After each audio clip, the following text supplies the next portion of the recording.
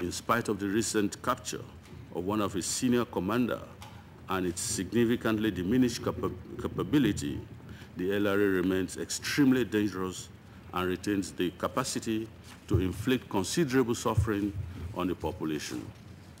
In this regard, I appeal to you and the wider international community to actively support the implementation of the UN Regional Strategy and the AU Cooperation Initiative.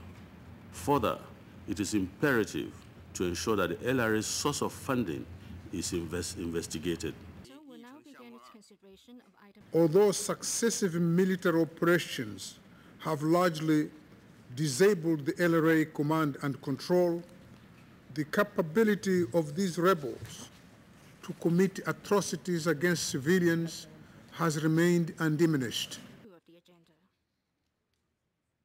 The efforts undertaken so far by some key partners of the African Union in the fight against the LRA, the ongoing US-backed military operations, especially in Central African Republic, have sustained pressure on the LRA, keeping the rebels constantly on the run.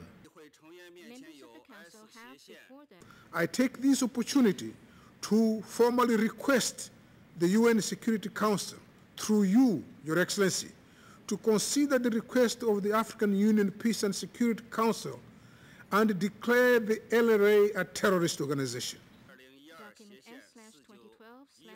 The real test of the strategy will be whether it translates into concrete action on the ground.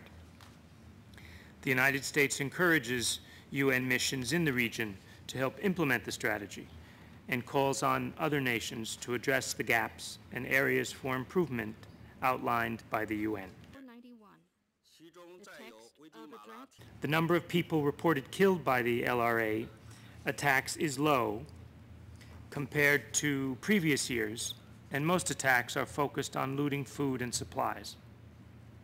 This suggests that the LRA is in survival mode. Nevertheless, we must not forget that the LRA has been weakened before and resurged when pressure on it was reduced.